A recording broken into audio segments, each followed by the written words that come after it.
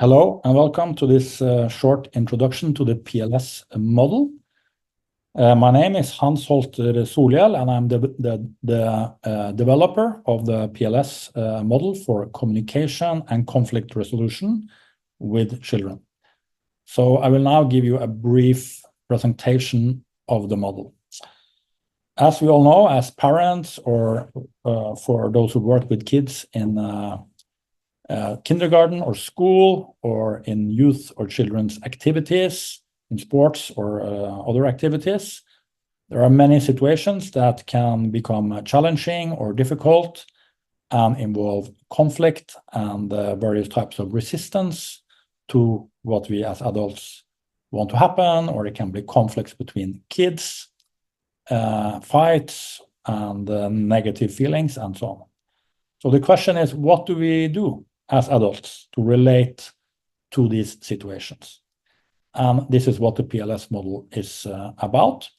The model describes 5 phases of adult leadership and conflict resolution, where we in each phase look at what we as adults can do to both lead effectively and resolve conflict effectively. The model also describes different levels of, we can call it intensity in the conflict situations, differing from positive intensity, where we are in agreement, but also with positive high activity play or more slow-moving activities. But then also disagreement, argumentation, and stopping dialogue, also negative verbal behavior, as well as physically aggressive behavior. So what we want to have as a goal is that we as adults can communicate in such a way that we most of the time are in what we can call the green field at the bottom of this image, more characterized by more play, more dialogue, good communication, and also if the situation escalates up into the orange field of the verbal aggression, or even into the red field of the physical aggression, that we can create a process where the situation improves, moves towards the green field as well, but also that we can create learning, constructive learning from what happened, whether it's a fight between kids or whether it's a conflict between us as the adult and the kid or more kids, and that we over time can support a process where everyone, including us as adults, improve our capacity or our ability to communicate and self-regulate better and stay more in this green field, which we can call the engagement, relational or social engagement field.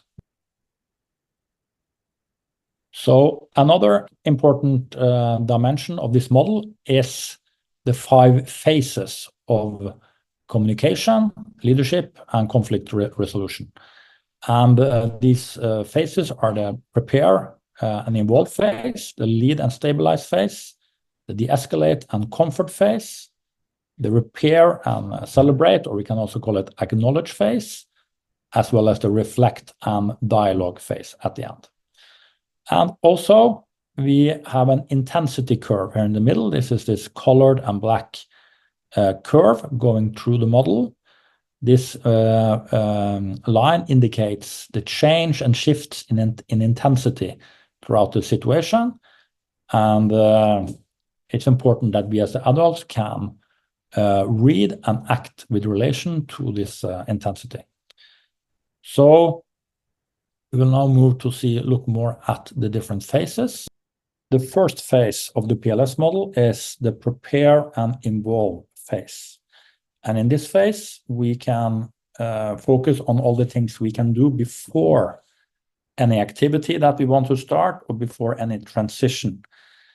Transitions are typically difficult, and this can be things like turning off a TV to come eat dinner or go to bed, or we want to start an activity like having the kid help with some chores or do homework or go to bed or go to school.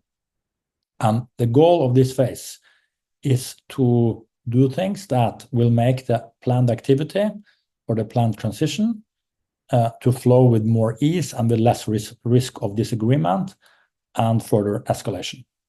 And this is typically the easiest phase. And the next phase is the lead and stabilize phase. And in this phase, we want to do, this is the phase where we want to start what we have planned in the first phase. So now we are going to do the activity or the transition that we have planned. And we have two goals there. One is to lead, to actually get what we have planned done, or to stop what is happening if the situation is related to limit setting. But when we do these things, either lead or set limits, we also need to relate to the objections or disagreement and so on that might occur. And these objections and the disagreement typically can escalate into more intense conflict situations. And this is what we want to relate to in a way where we also help stabilize the situation and do not do things from the adult side that typically will escalate the situation. So the next phase, the third phase, is the de-escalate and comfort phase. So typically, if we do a great job or a good job in phase 1 and 2, this phase will occur less often and also become less intense when it happens.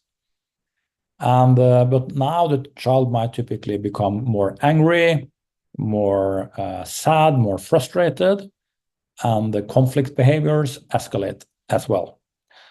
So the goal now from the adult side is to both de-escalate the conflict, help the child calm down in an emotionally relevant way, and also set necessary limits for dangerous or more negative behaviors. And so this phase typically has various types of dynamics. So that's why we have two sets of images here. And now we also have the fourth phase. This is the repair and acknowledge phase. So typically after these more negative events, there will be some negative feelings, maybe negative expectations for similar events in the future. And the goal now is to do something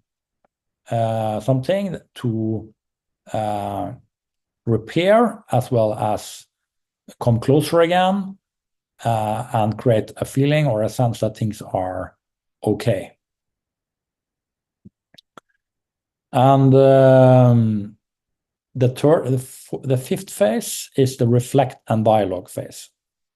Here we also have two sets of images.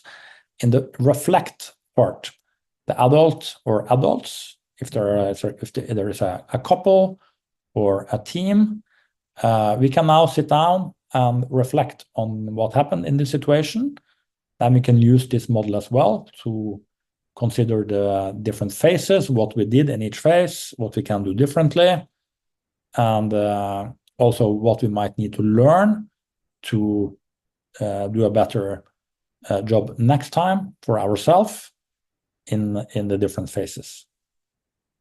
And we can also learn specific things about certain types of situations, or also how we can cooperate better as adults, because we can use this model as well to cooperate between adults, which is greatly helpful when adults cooperate better. And then there is the dialogue aspect. This is where we now can sit down with a child and have a problem-solving dialogue where we involve the child more actively in finding solutions for a similar type situation in the future. And now, after having reflected and possibly also have had a dialogue, we can now try again, because these situations, they occur again and again in a typical day or week in a family or in a kindergarten or a school. So it's therefore important that we learn, that we try again, that we problem solve, and that we work together. And this model is about that learning process. And what we want to do is to create what we can call positive learning spirals, where we over time have more positive emotions, more play, more feelings of trust, competence, and self-esteem, and also less stress and less friction. But also that we get things done, that we set necessary limits, and so on. So it's not about avoiding conflict or avoiding difficulty. It's about creating learning in these type of situations. The opposite is what we can call negative spirals, where we over time act in such a way where there become more negative emotions, less play, more conflict, and more feelings of distrust and frustration, more stress and more friction. And of course, this will happen from time to time in any relationship. And it's then important that we can discover what is happening, that we can problem solve and repair. So that is what this model is about. Thank you very much for listening.